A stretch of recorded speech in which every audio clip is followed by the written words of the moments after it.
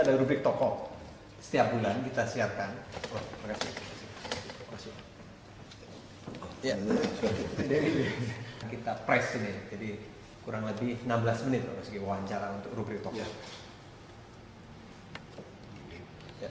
Ini yang untuk video, jadi kurang lebih 5 menit. Nah, kami ingin menanyakan soal kebijakan Bapak merevitalisasi waduk-waduk di Jakarta itu. Ini yang untuk video. Jadi singkat padat, Pak Basuki. Ya, biar saya masukkan. Ya. Selamat pagi, Pak Basuki. Selamat pagi. Ya. Jadi apa target Bapak untuk melakukan revitalisasi waduk-waduk di Jakarta? Ya, target kita supaya ada air turun ke Jakarta ini tidak semua langsung lari ke laut. Jadi teorinya harus membuat banyak tempat-tempat menampung air ini. Nah, karena itulah kita harus melakukan normalisasi waduk-waduk ini supaya tampungan airnya bisa kita tampung dan Jakarta juga bisa punya sumber air yang baik. Seberapa penting revitalisasi waduk ini bagi upaya mengantisipasi banjir di Jakarta? Ya, itu sangat penting. Selain banjir kanal barat dan timur, jadi dalam dari Belanda pun sampai sekarang Belanda masih menggunakan sistem yang sama. Bahkan di Belanda waduk-waduk ini, polder-polder ini mempunyai hubungan satu sama lainnya, sehingga kita bisa mengkontrol, memompakannya gitu. Kan Jakarta kan sudah di bawah muka laut, itu yang harus dilakukan. Sejauh mana antisipasi Bapak kemungkinan adanya protes dari masyarakat yang sudah tinggal lama di sekitar waduk? Ya, itu kita sadari. Jadi kita sadari ini ada puluhan tahun kesalahan yang dianggap jadi kebenaran akhirnya. Makanya Pak Gubernur mempunyai konsep kita harus membangun sebanyak mungkin rumah susun. Ketika rumah susun itu siap, Anda harus pindah. Kalau Anda tidak mau pindah, berarti memang kami akan menghukum Anda. Kami akan pidanakan Anda. Tapi kalau sekarang kami pidanakan Anda, kami tidak manusiawi juga. Sebab ini ada kesalahan puluhan tahun yang sudah terjadi. Tetapi kalau kami sediakan rumah yang lebih layak huni, bahkan beberapa kita kasih full furnish, Anda tidak mau pindah, Anda yang tidak memanusiawikan orang Jakarta. Itu kami akan sikat Anda. Tidak ada toleransi lagi sama sekali. Kalau dikatakan melanggar HAM, orang yang bilang melanggar HAM itu tidak mengerti.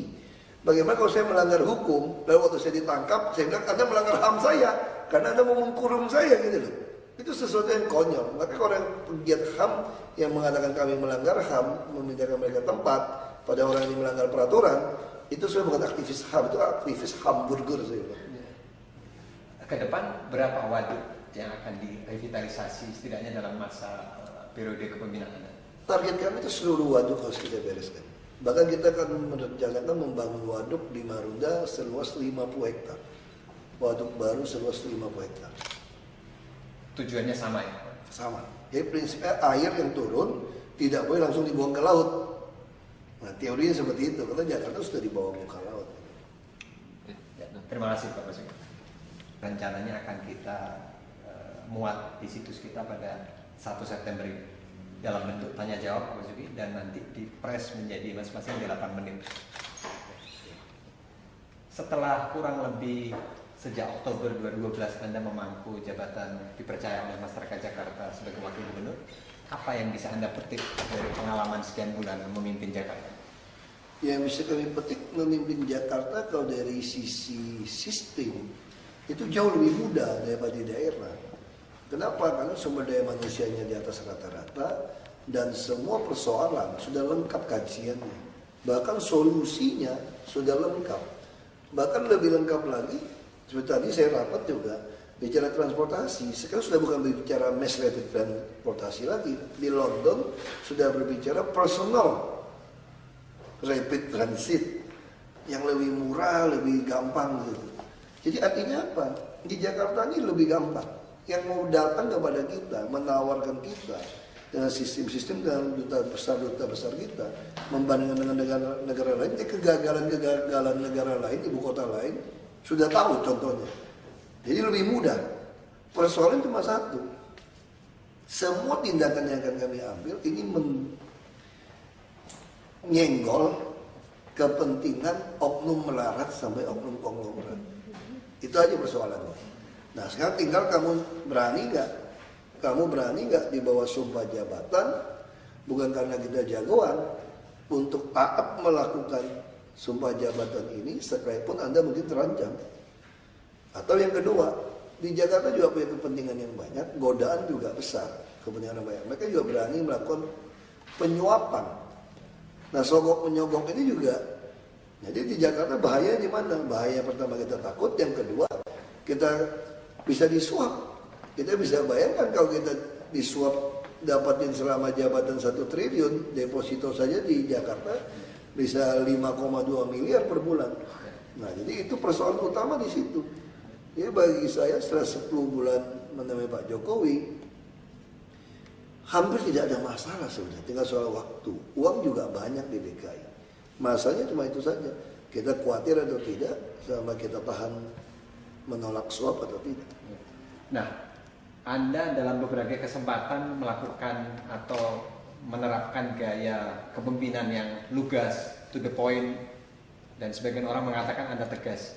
Bagaimana Anda membedakan antara sikap tegas dengan memanage temperamental? Ya, bagi saya begini, kalau Anda sedang emosi, Anda marah. Kalau Anda marah tidak bisa menguasai diri, marah terus-menerus kayak orang gila, Anda saraf, Anda gila. Tapi kalau ketika Anda marah, Anda juga bisa berbalik jadi menguasai diri, Anda, itu hanya sebuah manajemen. Semua orang bisa marah, Tuhan juga bisa marah. Saya kira seperti itu. Cuma marahnya Anda, alasan marahnya ada atau tidak gitu. Kalau marah tidak ngaruh, kan gila gitu. Nah, bagi saya seperti itu. Terus orang bilang mengatakan ini persoalannya macam-macam lah, orang bilang otoriter segala macam. Saya katakan kalau kita melakukan segala sesuatu, tegasnya melakukan sesuatu, maunya kita, Anda salah. Anda diktator dan Anda otoriter. Tetapi kalau Anda keras, tegas, menegakkan peraturan hukum, Anda bukan otoriter. Anda justru namanya amanah. Memang kita disumpah jabatan untuk tegas melaksanakan konstitusi. Makanya saya katakan, saya hanya taat kepada ayat-ayat konstitusi, bukan kepada konstituen. Saya tidak ada urusan dengan konstituen. Anda tidak mau pilih saya pun saya tidak peduli. Saya hanya disumpah untuk taat kepada konstitusi. Kalau saya mau memenuhi konstituen satu dengan yang lain segala macam, tidak akan pernah selesai. Karena semua punya kepentingan. Nah, saya kira itu yang pandangan saya tentang itu. Ya. Nah, ke depan ini bagaimana Anda bisa memaksimalkan lagi hubungan Anda dengan Gubernur Pak Jokowi dalam mengantisipasi pekerjaan-pekerjaan yang belum diselesai, Pak Basuki? Saya kira hubungan dengan Pak Jokowi tidak akan pernah ada masalah, karena dari awal saya sudah katakan saya tidak berpikir saya satu paket dengan beliau. Tapi saya hanya berpikir saya adalah stafnya beliau. Tugas saya adalah membuat Pak Jokowi menjadi gubernur yang sukses di Jakarta dan dikenal. Itu saja tugas saya. Jadi saya tidak berpikir kita satu paket, kita dari partai politik berbeda, kita punya hak yang sama, ya nanti pasti berantem gitu loh. Nah, tugas saya adalah bagaimana membuat beliau sukses, dan saya hanya seorang staf pribadi yang dipercaya dari beliau. Kalau beliau cuti, pasti saya disuruh ganti jadi gubernur gitu aja gitu. Nah, ada pertanyaan yang mungkin bisa salah, Pak Basuki. Kalau seandainya Pak Gubernur nanti katakanlah maju sebagai calon presiden, sejauh mana ada kesiapan mengantisipasi kekosongan jabatan gubernur nantinya? Nah, saya tidak tahu apa yang terjadi. Politik kan sangat dinamis di Indonesia ya. Tapi secara konstitusi kalau Pak Gubernur mencalonkan diri jadi presiden, beliau harus mundur dan saya akan diangkat menjadi gubernur. Itu konstitusi. Artinya Anda siap begitu, Pak Basuki? Ya, saya kira semua politisi waktu mau mencalonkan diri siap. Jadi presiden dia harus siap kok. Kalau politisi tidak siap jadi presiden, dia bukan politisi. Pak Basuki, ini soal latar belakang Anda, maaf, yang peranakan Cina ya Pak Basuki ya. Anda merasa risih nggak kalau seandainya ada yang memanggil Anda Ahok, Pak Basuki? Biasa aja. Dia itu biasa aja. Kalau mau panggil saya Cina juga saya biasa-biasa aja. Tapi kalau mau kurang ajar gue gampang. Biar kamu sekali-sekali pernah dipukul Cina gitu loh gitu. Santai aja saya kira ini udah bayangin, Amerika saja mau sebentar lagi merayakan 50 tahun kan. Di situ ada Martin King Junior begitu tegas. Saya punya mimpi kan. 4 anak saya itu kemudian hari bukan dinilai oleh warna kulitnya, tapi dinilai dari apa? Moralitasnya dong. Karakter moralnya diuji kan. Jadi saya kira Anda tidak bisa mengklaim Anda orang Indonesia asli, punya kebutuhan kulit lebih hitam, lalu mengklaim sebagai yang punya negara ini. Kalau Anda korup, Anda tuh bajingan di negara ini. Negara ini nggak butuh Anda sebetulnya. Jadi itu harus tegas. Makanya dari kecil saya disiapkan dari bapak saya, kami nggak pernah merasa inferior. Makanya sifat saya nggak pernah merasa saya minder. Saya kebetulan aja, emang saya mau milih dia lahir dari turunan Cina di Indonesia. Itu given. Lalu kenapa saya mesti minder gitu loh? Kalau Anda mengatakan saya Cina, panggil saya agak rasis, saya kan tanya, Anda ini hebatnya apa gitu loh? Anda pernah nggak berani nggak mati buat negara? Jangan buat mati buat negara, saya katakan. Buat tidak nyolong aja Anda tidak sanggup. Mau ngaku-ngaku punya negara ini, akut aja kamu bagi saya nggak pernah pusing kalau seperti itu. Dalam perjalanan akhirnya menjadi wakil gubernur, apakah Anda pernah mengalami apa yang disebut banyak orang sebagai Oh, diskriminasi? saya sudah kenyang sejak berpolitik dari tahun 2003. Saya udah kenyang. Dulu saya itu ketua partai PIB, di mana partai ikut baba, partai ikut babi. Saya udah kenyang. Kafir, macam-macam. Ditolak, gitu kan. Kami tidak mau dipimpin kafir, ini tidak mau pilih. Saya biasa-biasa aja. Saya udah bilang pada rasis sama saya lawan sampai mati. Saya juga kira Anda juga belum tentu berani mati juga gitu. Ya kan mengaku berani ke surga belum tentu. Coba aja kalau rasis sama saya bilang. Negara ini bukan milik siapa-siapa. Makanya saya udah 10 tahun. Saya udah kenyang digituin. Di rasis yang macam-macam. Saya udah kenyang gitu. Saya nggak pernah peduli. Pak Basuki, penegasan. Jadi menurut Anda seperti apa konsep asimilasi menurut Anda? Konsep saya tidak ada bilang asimilasi. Kita sudah menganut undang-undang kewarganegaraan sangat jelas kok. Siapapun yang lahir di Indonesia, tidak jelas bapak emaknya pun, ketemu di tong sampah pun, mau warna kulit apapun, dia adalah orang Indonesia asli. Jadi udah jelas undang-undang. Makanya saya katakan saya hanya taat kepada konstitusi. Jadi tidak ada orang Indonesia asli kelas 1, kelas 2 itu. Yang ada bajingan atau tidak bajingan. Kalau ada korup, Anda bajingan. Ya kan, kalau ada jual-jual sumber daya alam kepada asing, Anda bajingan.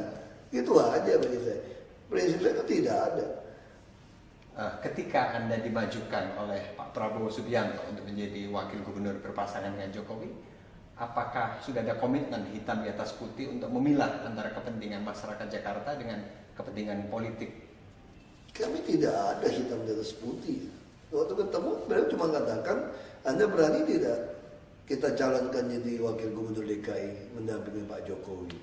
Tapi partai kami tidak cukup kursinya, harus berharap lagi pada PDI Perjuangan.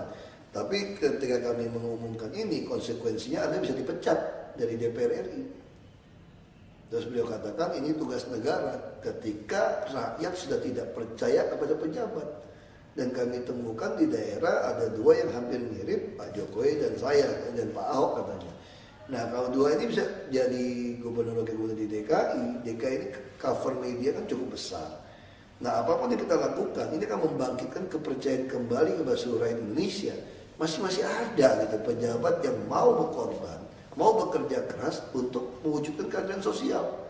Itu diminta oleh Pak Prabowo yang ada janji. Makanya cuma kita katakan kalau begitu saya tidak akan pernah ngurus partai. Makanya sampai hari ini saya tidak pernah diminta kampanye untuk pilkada Partai Gerindra. Dan walaupun nama saya dipasang sebagai salah satu ketua DPP, saya tidak pernah diundang untuk rapat DPP. Bahkan halal bihalal kemarin pun tidak pernah undang. Saya dengar, saya datang saja. Karena beliau menugaskan saya untuk menolong Pak Jokowi berhasil jadi gubernur, untuk menolong Pak Jokowi, untuk meyakinkan rakyat seluruh Indonesia bahwa masih ada pejabat yang betul-betul jujur tanpa pamrih bekerja untuk rakyat. Itu tugas saya seperti itu. Di titik mana akhirnya Anda dengan Pak Jokowi bisa klop atau sebagian orang mengatakan chemistry-nya di mana? Jadi saya ketemu, kita ngomong-ngomong saja waktu di Solo dari siang sampai sore. Ya, beliau merasa kenapa bisa ketemu? Saya kira kita semua orang pasti ketemu. Kalau kita otak yang mau mewujudkan keadilan sosial bagi rakyat, otomatis kita dalam mengadministrasi keadilan sosialnya juga tidak mungkin berantem kan? Karena tujuannya jelas gitu loh. Ya pasti ketemu chemistry-nya. Kecuali Pak Jokowi atau saya pengen jadi pejabat, pengen jadi kaya raya. Wah itu pasti berantem. Kalau chemistry-nya tujuannya mau nolong rakyat, ya tiap hari yang kita pikirin, ya gimana caranya mengadministrasi keadilan sosial kan? Tapi tentu dalam mengadministrasi keadilan sosial ini kami harus menjaganya di dalam koridor kebenaran konstitusi. Nah kalau itu yang kami yakin, jadi tidak mungkin berantem. Saya kira semua orang akan sama, pasti sama. Jadi yang ribut-ribut sama kami ini kadang-kadang memang chemistry nggak cocok aja gitu. Pak Basuki, penegasan lagi tadi yang awal. Menurut Anda siapa yang paling menginspirasi Anda sehingga Anda, dalam istilah saya, selesai dengan latar belakang identitas Anda, etnisitas Anda? Siapa yang paling menginspirasi? Ya bapak saya lah saya kira ya. Bapak saya selalu katakan gitu loh, kita ini orang Indonesia. Negara tanah air kita Indonesia, tanah leluhur kita Cina. Iya. Tapi kita orang Indonesia. Jadi kalau ada bilang ngatain kita Cina atau apa, kita tinggal tantang aja. Kalau sampai satu hari Indonesia diserang, saya pasti di depan kamu. Kalau enggak, saya juga di depan. Iya, saya di depan kamu. Ya, kira-kira gitu aja. Makanya di zaman udah merdeka ini kita tantang orang gampang aja kok. Lu ngaku Indonesia asli, ngaku yang punya negara ini. Lu buktikan dulu harta kamu dari mana. Pajak yang kamu bayar sesuai atau tidak itu loh. Kalau belum bisa, nggak usah ngaku-ngaku asli lah. Itu bapak saya ngajarin. Dia kalau orang bilang kita Cina macam-macam, berantem aja udah. Enak aja lu ngatain gua Cina. Yang tentu kalau Cina yang kasar itu yang rasis ya.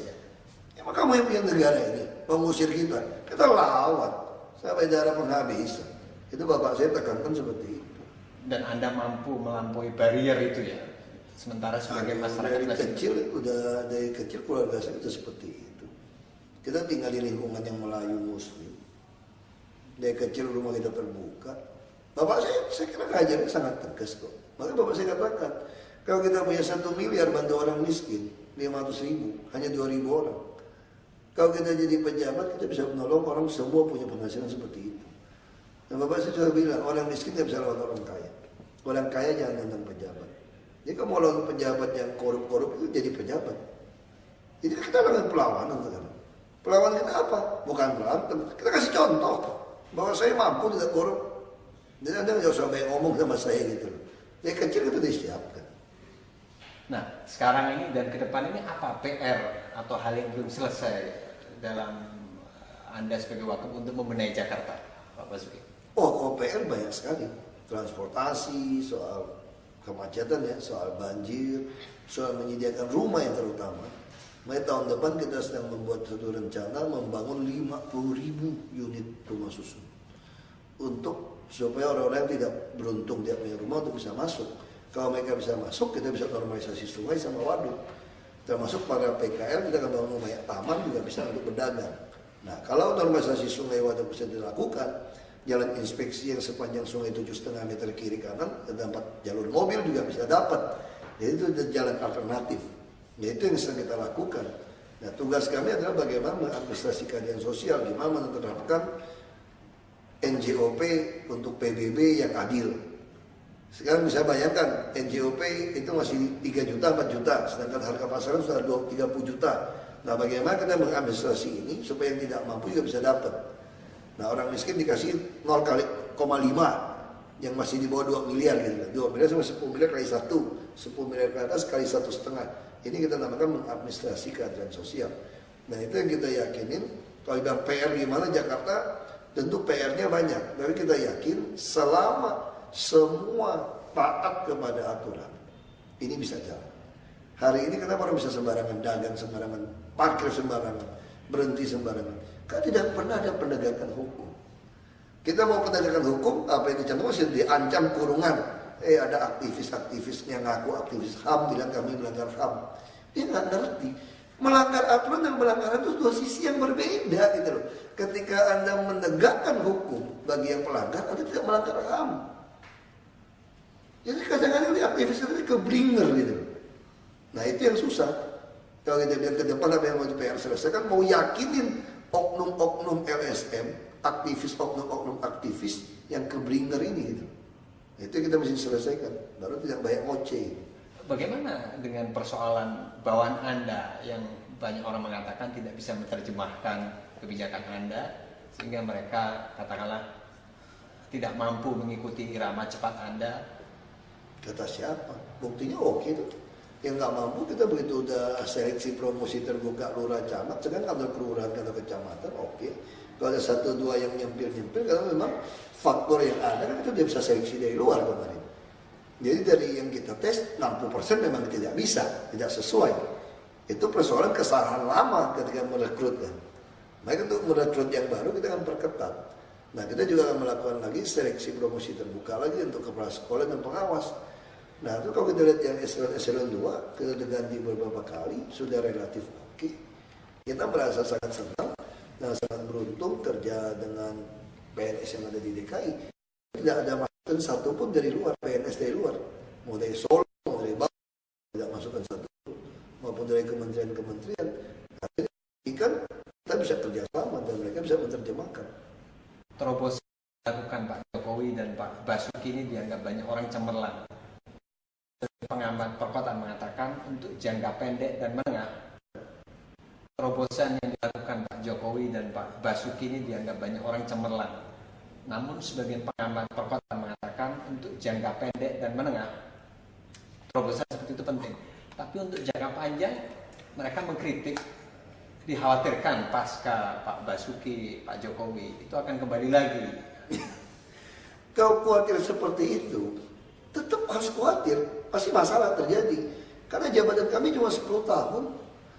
Nah persoalan itu tadi, makanya kita bilang Pak Jokowi harus pindah ke Merdeka Utara. Kuncinya di mana? Kuncinya itu di perekrutan kepala daerah. Hari ini kepala daerah yang masuk tidak pernah ditanya hartamu dari mana asalnya. Kita hanya mendaftarkan jumlah harta, itu masalahnya. Jadi siapapun ganti pasti sama nanti kalau seperti itu. Makanya harus buat sistem.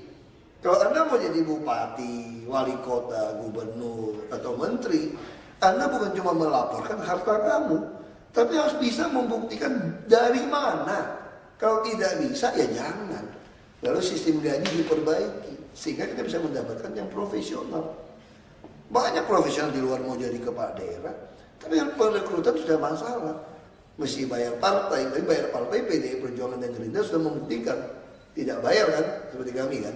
Nah tinggal yang masuk ini harus kita buat sistem.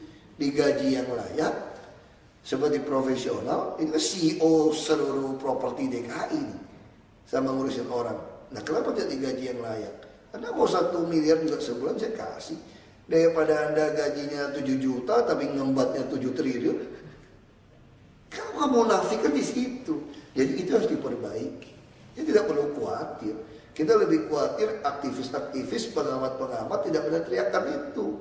Padahal kita sudah meratifikasi konvensi PBB nomor 7 tahun 2006 undang-undangnya. Di situ ada prinsip illicit enlistment, ada penambahan kekayaan yang haram, yang gelap, yang tidak sah. Kalau itu terjadi maka harta disita dan pejabat yang akan korup. Kalau dia tidak bisa membuktikan dari mana asalnya, tidak perlu kita terapkan. Coba terapkan peraturan itu ke dalam proses penerimaan calon-calon kepala daerah. Itu harus dilakukan. Jadi jangan kritik ini ditinggal, itu kan terlalu pesimis kan. Nanti habis selesai juga sama lagi. Waduh kalau udah ngomong gitu kita gak usah kerja aja begitu kan. Jadi kan lucu gitu kan. Kalau dia bilang, kamu mesti bikin sistem dong supaya waktu kamu pergi sistemnya sama. Ya sudah, jadi Pak Jokowi presiden. Ketantang itu DPR, terapkan sistem ini gitu loh. Nah, itu bisa seperti itu. Pak Basuki, tentu semenjak Anda dipercaya menjabat wakil gubernur, istilah saya pasti ada godaan ya. Katakanlah dari orang-orang tertentu, pengusaha tertentu yang punya kepentingan mendekati Pak Basuki, menawarkan program, lalu katakanlah membujuk Pak Basuki. Ada nggak kejadian yang Anda alami seperti itu Pak Basuki? Mereka tidak berani ya. Ini dikatakan kenapa Pak Prabowo bisa merekrut saya dan Pak Jokowi. Ini sudah teorinya Abraham Lincoln, Presiden ke-16 Amerika. Anda kalau mau menguji karakter sejati seseorang, kasih dia kekuasaan. Kami adalah kepala daerah yang sudah terlalu banyak dibujuk, dikasih uang yang kami tolak. Dan saya kira semua orang tahu siapa kami. Orang nggak berani nego-nego pada kami. Sudah tahu siapa kami. Tapi waktu kami jadi bupati, ya macam-macam. Kasih sawit 20.000 hektar, dikasih 2.000 hektar ditanamin, kasih 3 miliar. Nah itu udah kita tolak-tolak, mereka udah tahu siapa kami. Makanya saya katakan kalau Anda aktivis pun, Anda bilang Anda jujur, anti korupsi, sebelum Anda punya kekuasaan, saya belum tahu karakter Anda. Jadi, kalau Anda sudah pernah berkuasa, kita tahu karakter Anda seperti itu. Kalau Anda jujur, bisa dipercaya untuk hal-hal yang kecil, pasti Anda bisa dipercaya untuk hal-hal yang besar.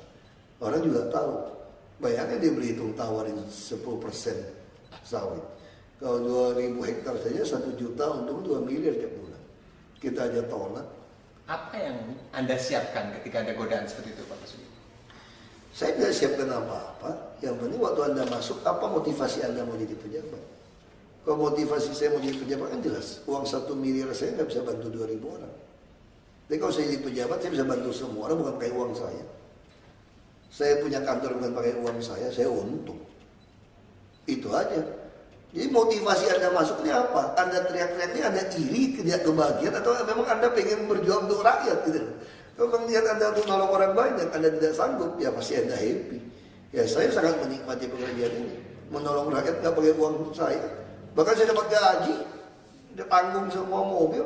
Ini nggak ada pekerjaan yang lebih menyenangkan kalau Anda mau tolong rakyat jadi pejabat paling enak.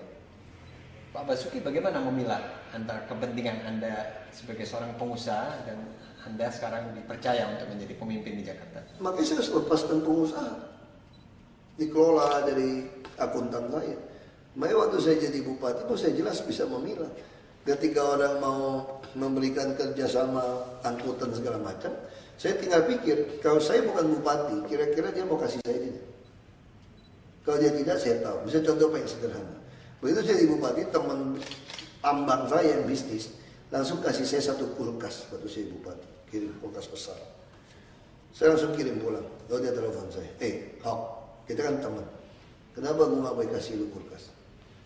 Gimana cara bilangnya? Saya jawab sama dia. Waktu saya menikah, saya lagi butuh duit. Waktu bapak saya menikah, kamu cuma kasih saya 100.000.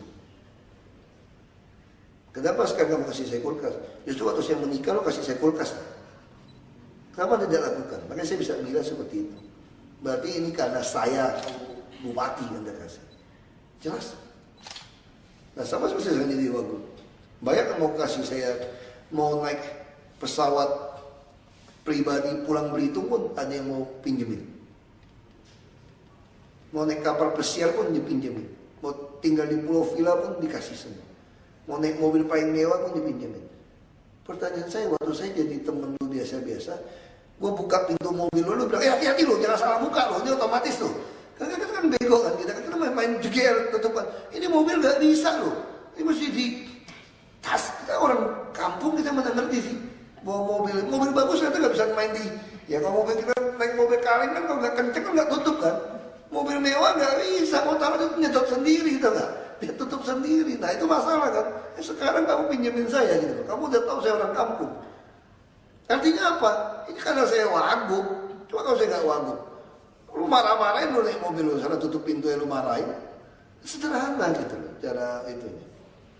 Di tengah kesibukan Pak Basuki sebagai wagub, masih nggak Anda sempat katakanlah mendalami hobi Anda yang mungkin dulu pernah Anda lakukan, tapi karena kesibukan sekarang akhirnya terbengkalai atau? Saya nggak punya hobi apa-apa, itu hobi olahraga ringan, baca, nikmatin tanaman, berenang, saya masih lakukan, tapi nggak bisa tiap hari. Ya, seminggu sekali, 2 kali. Kalau olahraga saya masih bisa lakukan tiap hari. Hobi saya itu, hobi saya kalau bisa nolong orang banyak, saya senang, nggak pakai duit saya soalnya. Itu udah happy saya.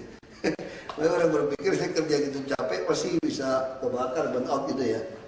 Lihat muka saya masih seger-seger aja kan, saya happy aja karena saya nikmati. Bukan pakai duit saya nolong orang. Tadi Pak Basuki sempat cerita membaca. Bacaan Anda terakhir apa Pak Basuki? Macam-macam, kita bisa macam-macam buku lah orang kasih, kita lihat macam-macam. Saya nggak gitu hafal dalam buku-buku gitu.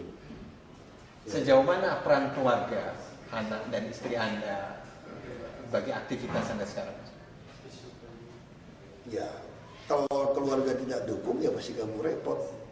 Kalau pulang ke rumah istri kamu nggak mau ngomongnya, kamu pasti pusing loh. Anak-anak kamu kan, ya keluarga pasti mendukung. Kalau tidak dukung tidak bisa hari ini. Yang terakhir Pak Basuki, kesimpulannya apa konsep kepemimpinan menurut Anda? Konsep kepemimpinan ya melayani. Jadi model showcase sebuah transformasi, sebuah kuasa transformasi dan melayani. Jadi pemimpin itu harus contoh, model, showcase. Dan Anda nggak perlu banyak ngomong sebetulnya. Ya Anda harus ngomong untuk sampaikan ide Anda, apa yang mau Anda lakukan. Tapi Anda tidak perlu ngomong ngajarin orang mesti begini-begini. Anda cukup tunjukkan.